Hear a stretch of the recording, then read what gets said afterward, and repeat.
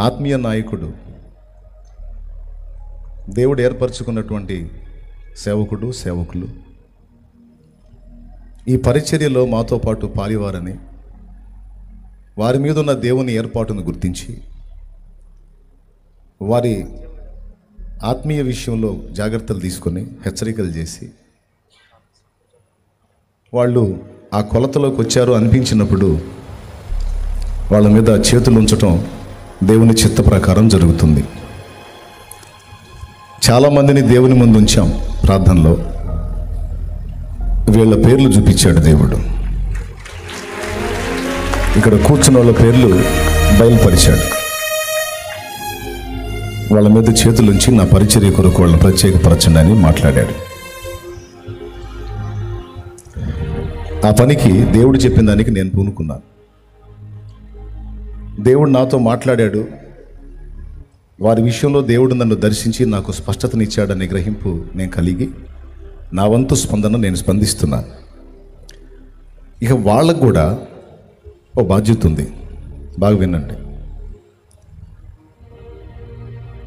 సామాన్యంగా విశ్వాసులాగా ఉన్న మనల్ని దేవుడు ఎన్నుకున్నాడన్న సంగతి మనకే తెలియనప్పుడు అన్న గుర్తించి పరిశుద్ధాత్మ ప్రేరణ పొంది మనల్ని ప్రోత్సహించి మనకు ఉపదేశం చేసి మనల్ని దైవ సేవ కొరకు సిద్ధపరిచాడు. అన్న ద్వారా దేవుడే ఈ పని చేశాడు. అయితే అన్నను వాడుకున్నాడు. మొదట దేవునికి నేను విధేయత చూపాలి. తర్వాత నన్ను దేవుని పాత్రగా తీర్చిదిద్దటానికి దేవుడు నియమించినటువంటి సాధనం దైవజనుడు. ఆయనకు కూడా నేను విధేయత చూపాలి అనే ఆలోచన జీవితాంతం మర్చిపోకూడదు. లైఫ్ లాంగ్ మర్చిపోకూడదు. దైవజనుడికి విధేయత చూపటం దేవునికి విధేయత చూపటమే. దైవజనుడి మాటని పెడచెవిని పెట్టడం, తిరస్కరించటం దేవుణ్ణి తిరస్కరించటమే. మిరియాము ప్రవక్తిని, అహరోను యాజకుడు, ఇద్దరు సేవకులే. వీళ్ళకంటే ముందు పిలువబడ్డాడు మోషే కూడా సేవకుడే. మోషేయనా మేము కూడా సేవకులమే. మాతో కూడా దేవుడు మాట్లాడతాడు. ఇప్పుడు మేము కూడా పెద్ద మనుషులం అయ్యాం. ఆయనైనా అయ్యింది. దేవుని వాక్యం చెబుతుంది, ఊరే పెద్ద మనిషి, నువ్వు ఎంత పెద్ద మనిషివైనా ఎవరిని వాడుకొని నిన్ను నేను నియమించానో, నిలబెట్టానో, బోధించానో, సరిచేశానో, రూట్లోకి తెచ్చానో వానిని ఎప్పుడూ తిరస్కరించకూడదు. వానిని తిరస్కరించినప్పుడు నీవు నా నిర్ణయాన్ని నన్ను తిరస్కరించినట్టుగా నేను ఫీల్ అవుతానని దేవుడు మాట్లాడాడు. దీనికి సంఖ్యాకాండం 12వ అధ్యాయం ఒక నిరూపణ. మోషే విషయంలో అహరోను మిరియాము సణిగారు. మోషే ఏదో తప్పు చేశాడని మోషేని పాయింట్అవుట్ చేశారు. పాయింట్అవుట్ చేస్తే వాళ్ళు కూడా సేవకులే కదా, పోనీలే అని దేవుడు వదిలిపెట్టల. ప్రత్యక్ష గుడారం దగ్గరికి పిలిచి వాళ్ళకి ఇవ్వాల్సిన పనిష్మెంట్ వాళ్ళకి ఇచ్చాడు. మీరు ప్రవక్తలా? సరే, మీరు ప్రవక్తలైతే మీతో నేను దర్శనంలోనో స్వప్నంలోనో మాట్లాడతాను గూఢభావాలతో. కానీ నా సేవకుడైన మోషే అటివాడు కాదు.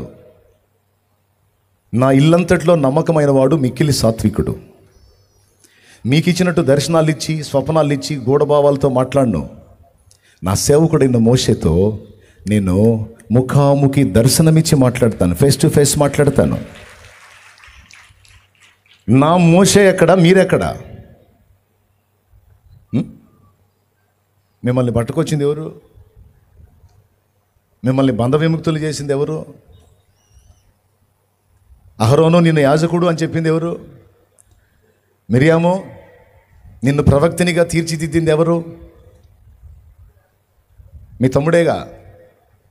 తమ్ముళ్ళే, చిన్నోళ్ళే, నేను పెద్దోళ్ళే అనుకుంటున్నావా? తాట తీస్తా అనలేదులే కానీ అన్నంత పని చేశాడు. మిరియాముకైతే తాట తీశాడు కూడా. స్తోత్రం. ఇది దేవుడి వాక్యం ఇచ్చిన సాక్ష్యం. ఇప్పుడు ఆల్రెడీ సేవకు అభిషేకింపబడ్డ వాళ్ళు ఆల్రెడీ ఇప్పుడు అభిషేకం పొందుతున్నాడు అందరికీ చెప్తున్నాను నేను. హృదయంలో కూడా దైవజనుడి పట్ల తిరస్కార బుద్ధి కలిగి ఉండరాదు. దేవునికి స్తోత్రం. హృదయములో కూడా దైవజనుని పట్ల తిరస్కార బుద్ధి కలిగి ఉండరాదు. తల మీద చేతులుంచుట అంటే ఒక భక్తుడు అన్నాడు, తలంపుల మీద చేతులుంచుట అని. తలంపుల మీద చేతులుంచటం అంటే ఇక ఎట్ల పడితే అట్లా నడవటానికి లేదు. సేవకు అభిషేకింపబడ్డ వాళ్ళు ఒక పరిచర్య క్రమం ఉంది. అపోస్తలుడు, సువార్థికుడు, కాపరి, ఉపదేశకుడు, ప్రవక్త, ఇట్లా కేటగిరీస్ ఉన్నాయి. ఇందులో నంబర్ 1లో వచ్చేది అపోస్తలుడు. ఈ చట్టాన్ని గౌరవించి మా పైన దేవుడు అపోస్తలుడుగా, నాయకుడుగా ఒక పాత్రని దేవుడు ఉంచాడు, ఆ పాత్రని మేము గౌరవించాలి అని గౌరవించి లోబడిన వాళ్ళు క్రమములో ఉంటారు, వర్ధిల్లుతారు, సేవలో రాణిస్తారు, అనేక ఆత్మల్ని జయిస్తారు. ఆ క్రమాన్ని, దేవుడు ఏర్పరిచిన క్రమాన్ని తొలగిపోతే ఆయనేనా మేం కాదా? ఆయనేనా సేవకుడు మేం కాదా? మేము కూడా ఈ మధ్య వాక్యం చెబుతున్నాం. మేము కూడా 2-3 సంఘాలు నిర్మాణం చేయడానికి మమ్మల్ని కూడా దేవుడు వాడుకున్నాడు. ఆయన చెబితే మేము వినేది కాదు. అసలు ఒక మాటలో చెప్పాలంటే ఆయన అట్లా చెప్పకూడదు, ఆయన ఇట్లా చెప్పకూడదని పిచ్చి ఆలోచనలు, పిచ్చి మాటలు మాట్లాడకూడదు. హృదయంలో కూడా కలిగి ఉండకూడదు. తరబిద అయ్యే వాళ్ళకి చెప్తున్నానులే, మీకు కూడా పనికి వస్తాయి. దేవుడిచ్చిన చట్టము, దేవుడిచ్చిన క్రమాన్ని గౌరవించని వాడు ఖచ్చితంగా త్రోసివేయబడతాడు. దేవుడు వాడిని వాడుకోడు. కొంతమంది బయటికి వినయం నటిస్తారు కానీ లోపల గర్వం ఉంటుంది. బయటికి వినయం నటిస్తారు కానీ లోపల గర్వం ఉంటుంది. ఒక రకమైనటువంటి తేలికపాటి అభిప్రాయం ఉంటుంది. అది విరిగిపోవాలి.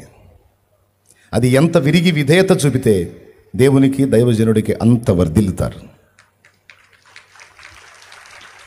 కాబట్టి సత్యమునకు భిన్నమైన బోధ చేయొద్దు. ఎక్కడో తెచ్చుకున్న అబద్ధ బోధలు చేయొద్దు. కనబడుతున్న ప్రతి బోధకు ఆకర్షింపబడొద్దు. మనకు ఒక పునాది ఉంది, ఒక సంఘ క్రమం ఉంది, అపోస్తలిక బోధ ఉంది. ఒక పునాది మీద మనం కట్టబడుతున్నాం కనుక ఆ క్రమమును అనుసరించి జాగ్రత్తగా వెంబడించాలి ఆత్మీయ నాయకత్వాన్ని.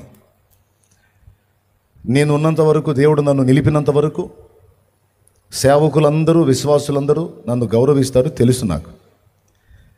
నేను నాతో పాటు ఇదిగో దైవజనులు వీళ్ళు మీకు సలహా ఇస్తారు, వాళ్ళ ఆలోచనల చొప్పున మీరు పొండి అని నేను ఎవరిని చూపిస్తానో వాళ్ళని కూడా నన్ను గౌరవించినట్టే గౌరవించాలి. ఇది అందరికీ మంచిది. నన్ను ఎలా రెస్పెక్ట్ చేశారో నేను ఏర్పాటు చేసినటువంటి పాత్రలను కూడా అలానే గౌరవించాలి. కొంతమందిని పెద్దలుగా నా తర్వాత ఈ పనంతటిని నెరవేర్చడానికి కొంతమందిని నిలబెడతాను నేను దేవుని ప్రేరణతో. అలా నిలబెట్టినటువంటి సేవకులను కూడా మిగతా సేవకులు గౌరవించాలి, తృణీకరించకూడదు. నా నాయకత్వాన్ని ఎలా గౌరవించారో నేను ఏర్పాటు చేసిన పాత్రల విషయంలో కూడా అలానే గౌరవించి జాగ్రత్తగా నడుచుకోవాలి. అలా నడుచుకుంటే సంఘ క్రమం ఒక పట్టులో ఉంటుంది, క్రమంలో ఉంటుంది, వర్ధిల్లిద్ది, అంతకంతకు వర్ధిల్లి 200-300 సంఘాలు కాదు, 1000 సంఘాలుగా మారిపోద్ది. దేవుడు అలాంటి కార్యాలు చేస్తాడు. ఆమెను చెప్పారా? మీరు చెప్పారా? నాకు వినపడలేదులే. సరే చెప్పినట్టున్నారు చిన్నగా. కాబట్టి ఈ విషయాలు సువార్త ప్రకటించుట ఎందును, ప్రార్థించుట ఎందును, సేవకులను అనుసరించి నడుచుకునుట ఎందును జాగ్రత్త కలిగి ఉండాలి. సాక్ష్యాన్ని, ప్రాణానికి ఒక ఎత్తుగా కాపాడుకోవాలి. అబద్ధ బోధ చేయకుండా జాగ్రత్త పడాలి. సిద్ధాంతపరమైన విషయాలు అవసరమైతే అడిగి ఇంకా తెలుసుకోవాలి. క్రమంగా సంఘమును నడిపించడానికి జాగ్రత్త పడాలి. ప్రార్థనా జీవితాన్ని కోల్పోకూడదు. ప్రతిరోజు వాక్య ధ్యానాన్ని మిస్ అవ్వకూడదు. ఎందుకంటే ఇక నుంచి మీరు దైవజనులు, మందకు మాదిరి. కొంతమంది సేవకులు వాళ్ళ వేషాలు చూస్తుంటే చిరాకు పుట్టిద్ది.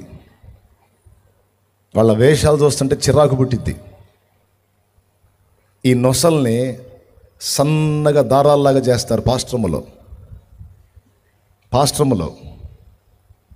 ఇప్పుడు విశ్వాసులు అంటే వాళ్ళకి తెలియదు, వాళ్ళు లోకంలో తిరుగుతున్నారు, వాళ్ళు కాస్త అటు ఇటు ఉంటారు. వాళ్ళని మనం క్రమంలోకి తీసుకొని రావాలి. మనమే యెజబేలులాగా వేషాలు వేయకూడదు కదా, యెజబేలు సోకులు చేయకూడదు కదా. యెజబేలు సోకులకు ప్రసిద్ధి. యెజబేలు ఉంది బైబిల్లో, ఒక దుష్టురాలు ఉంది. ముసల్దాయి కూడా ముఖానికి మేకప్ వేసుకొని నిలబడిందంట యెహూ వస్తుంటే. చావుకు సిద్ధమైన ముసల్దాయి కూడా ముఖానికి మేకప్ వేసుకొని కుర్రదానిలా కనపడాలని ట్రై చేసిందంట యెహూ వస్తుంటే. ఈ ఈ ఈ ఈ వేషాలు, ఈ చిల్లర వేషాలు, ఈ పనికిమాలిన వేషాలు సేవకులకు తగవు. అట్లంటే ఇప్పుడు మరి వాక్యం చెప్పేవాళ్ళు అట్లనే ఉన్నారు కదంటే నన్నేం చేయమంటారు? ఆ గతి పట్టింది క్రైస్తవ్యానికి. వాళ్ళు ఇష్టం వచ్చిన వేషాలు వేస్తున్నారు. ముసుగులు కూడా తీసేశారు ఈ మధ్య. నెత్తి మీద ముసుగు వేసుకొని ప్రవచించటం, ప్రార్థించటం అనేవి కూడా వదిలేశారు. ఇంకా చెప్పాలంటే ముసుగులు కూడా వేసుకొని అక్కర్లేదు అని బోధిస్తున్నారు వాళ్ళే. సేవకురాళ్ళకి చెప్తున్నాను,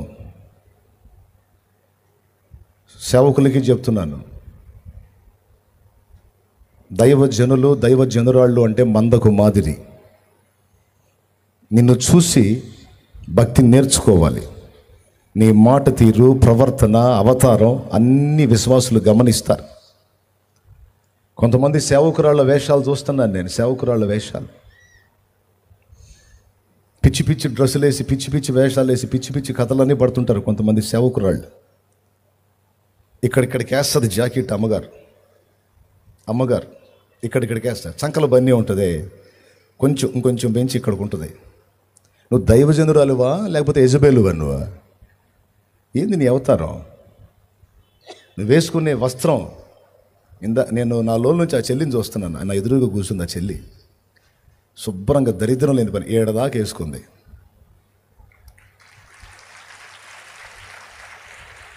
నేను ఆడదాకా వేసుకోమని చెప్పట్లా, కనీసం సిగ్గు కలిగి బతకాల సేవకులు, సేవకురాళ్ళు. పిచ్చి పిచ్చి వేషాలు వేసి భర్తని శోధిస్తూ ఉంటారు. ఏంటి నువ్వు సేవకుడు అయితే నేను నీతో పాటు నేను సన్నాసుల్లో గలవాలయ్యింది. అమ్మాయి మరి నువ్వు కూడా వచ్చి మోకాళ్ళు వేసావు కదా అమ్మాయి అభిషేకం చేసేటప్పుడు. అప్పుడు ఏదో కర్మగాళ్ళు వచ్చాలే. నాకు దరిద్రం బట్టి ఏం చేద్దాం, వచ్చిన కాడ నుంచి పొడుస్తానే ఉన్నాడు ఆయన. ఎవరు? నేను. అట్టు ఉండకూడదు అంటాడు, ఎట్టు ఉండకూడదు అంటాడు, అట్టు ఉండకూడదు అంటాడు, ఎట్టు ఉండకూడదు అంటాడు. ఎట్టు ఉండాలి మరి? మళ్ళీ నేను కనపడను. వందనాలు అన్నయ్య నేను కనపడితే. నేను అవతలో బాగానే ఈయన ముందు నిలబడాలంటే భయం పడుతుందే. తేడాగా నిలబడ్డా కూడా ఎగతాళి చేస్తాడు. నువ్వేం సేవకురాలు అంటాడు. పొరపాటును పొందానబ్బా, అనుకునే రకాలు లేకపోలేదు.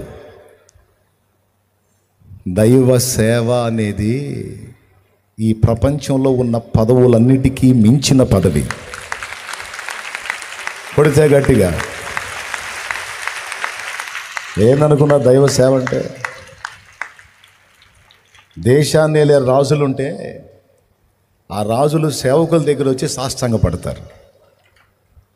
భూరాజులు నీ పాదముల యొద్ద సాగిలపడుదురని చెప్పాడు ఆయన.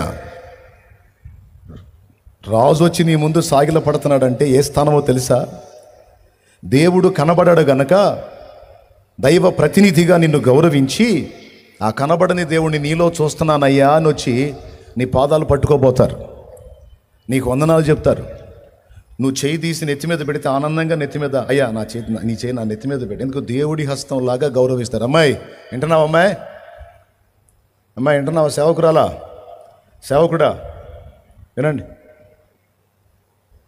పిచ్చి పిచ్చి వేషాలు వేసి, దరిద్రపు వేషాలు వేసి, పనికిమాలిన వేషాలు వేసి, విశ్వాసులకు మాదిరిగా ఉండాల్సింది దరిద్రపు కొట్టు అవతారాలతో తిరిగి చండాలం చేసుకుని, సాక్ష్యాలు పాడు చేసుకొని, మందని కూడా చెడగొట్టేటువంటి వేషాలు వేసి పాడు చేసుకోవద్దు.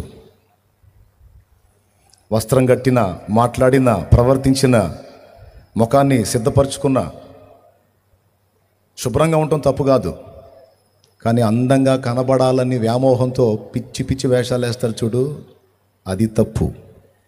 దైవభక్తి గలవారమని చెప్పుకొని స్త్రీలకు తగినట్టుగా సత్క్రియల చేత మిమ్మల్ని మీరు అలంకరించుకోండి అని తిమోతికి రాసిన మొదటి పత్రిక 2వ అధ్యాయము 9వ వచనంలో రాస్తుంది. పరిశుద్ధ స్త్రీలకు తగినట్టుగా మీరు జీవించాలని పేతురు రాసిన మొదటి పత్రిక 3వ అధ్యాయం 1వ వచనం నుంచి చదివితే ఉంది. కాబట్టి దైవ సేవ చేసేటువంటి స్త్రీలకి, పురుషులకి అందరికీ ప్రేమతో చెప్తున్నాను, మీ వేష భాషలు, వ్యవహారాలు అన్నీ కూడా మీకు అప్పగింపబడే మంద చూస్తారు గనుక వారి ఎదుట మీ ప్రవర్తన జాగ్రత్తగా కాపాడుకోవాలి. ఇది ఒకటి. కొంతమంది పాస్టర్లు ఉంటారు. ఈ సేవకురాళ్ళలాగా ఉండరు, వీళ్ళు యజమానుల్లాగా ఉంటారు.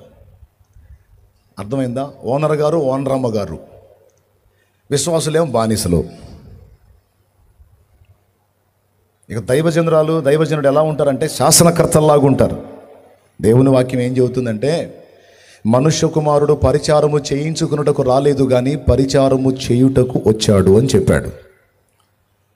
అంతటి వాడే, దేవుడే, ఆ మహానుభావుడే శిష్యులను కూర్చోబెట్టి వాళ్ళ కాళ్ళు గడిగి తుడిశాడు. దాని అర్థం ఏంటో తెలుసా?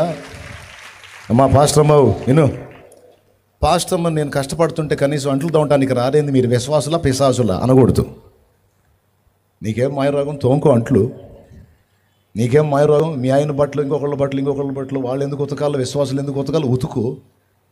నీ చేతులు బాగానే ఉన్నాయిగా, మాయరోగం రాలేదుగా. మాయరోగం వచ్చినప్పుడు ఏదో చూసి విశ్వాసులు జాలిపడి చేస్తారు. అట్టకాదు, నేను పాస్టమ్మని. ఎవరిని నేను కుర్చీళ్ళు ఇలా పట్టుకొని ఇలా తిరుగుతూ ఉంటాను. మీరేం చేయాలో తెలుసా? బానిసల్లాగా వస్త్రాలు ఉతకాలి, అంట్లు దోమాలి, అన్ని పనులు చేయాలి. నేను మాత్రం ఇట్లా తిరుగుతూ ఆర్డర్లు వేస్తూ ఉంటాను. పాస్టములో వందనాలమ్మా. కుర్చీళ్ళు నాజుగ్గా పట్టుకోకూడదమ్మా. కుర్చీళ్ళు అవసరమైతే పని చేయాలమ్మా, ఎత్తేయాలమ్మా, మనమే చేయాలమ్మా. అప్పుడు మనల్ని చూసి వాళ్ళు ఫాలో అవుతారు.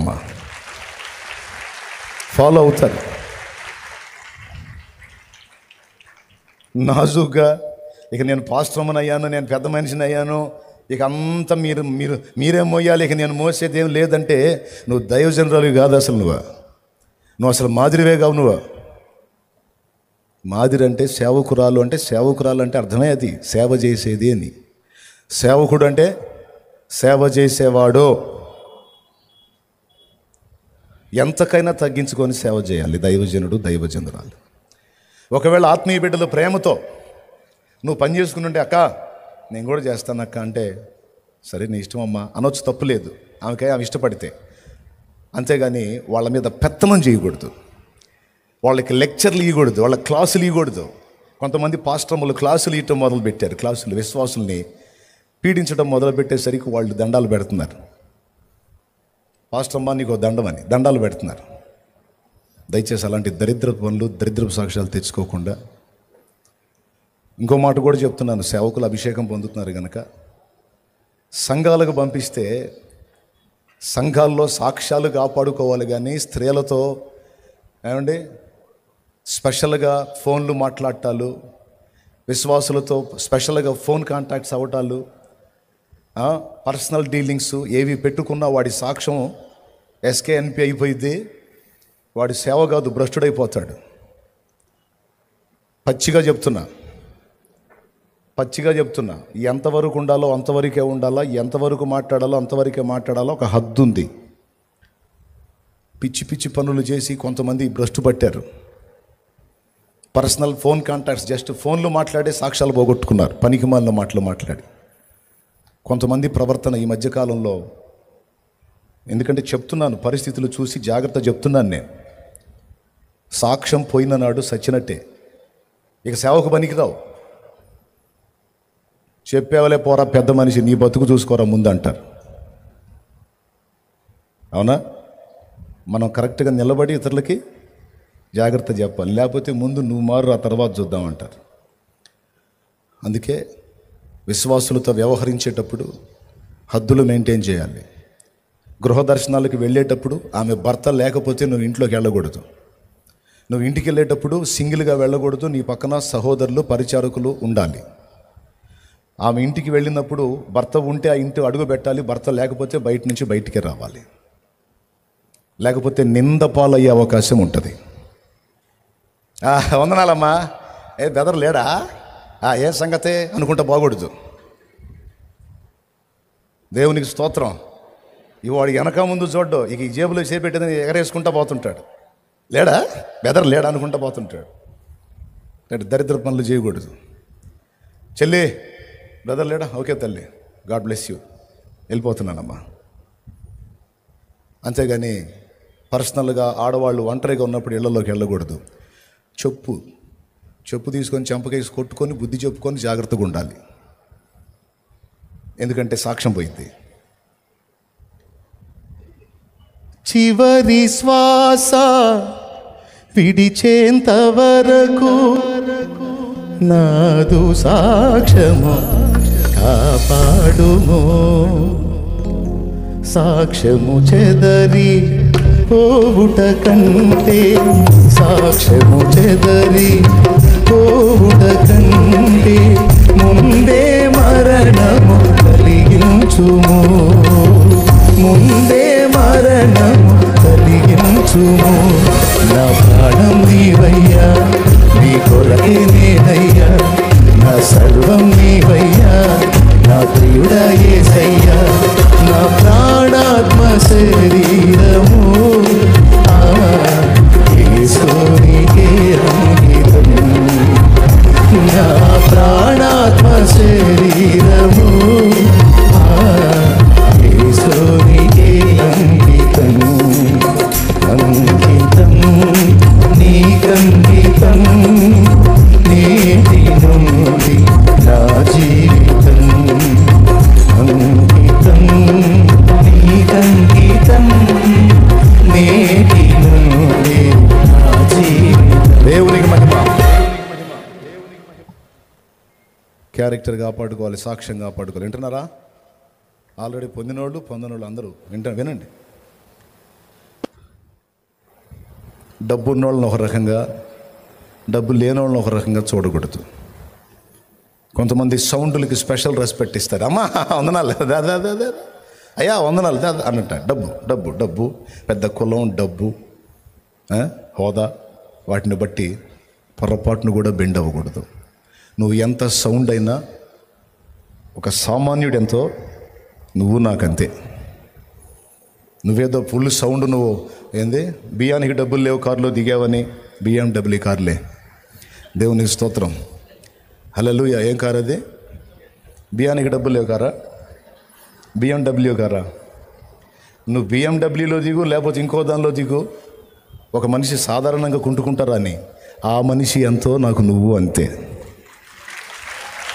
నువ్వేదో అందులో దిగావని నీకేదో కొండ తీసేటట్టే కదా, ఎదురుపోయేదేమిలే. సేవకుడు ఉండాల్సిన నీతి నియమం అది. డబ్బున్నోళ్ళని, పరపతున్నోళ్ళని, పదవులు ఉన్నోళ్ళని, గొప్ప హోదాలు ఉన్నోళ్ళని, పెద్ద కులం అని చెప్పుకునే వాళ్ళని స్పెషల్గా గౌరవించి, పాపం సామాన్యుల్ని ఒక పక్కన పెట్టే దరిద్రగొట్టు వ్యవహారం దైవజనురాల్లో ఉండరాదు.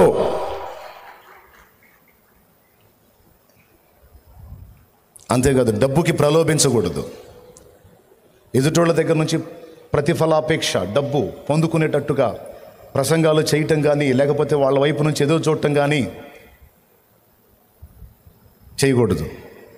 మన అవసరతలు మోకాళ్ళలోని ప్రార్థన చేసి ప్రభువుని అడగాలి. నా ప్రభువే చూసుకుంటాడు.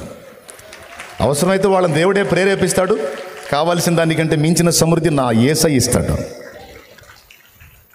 ఎక్కడ డబ్బు దగ్గర కూడా రాజీ పడకూడదు. ఫైనల్, ఇంతవరకు చాలు.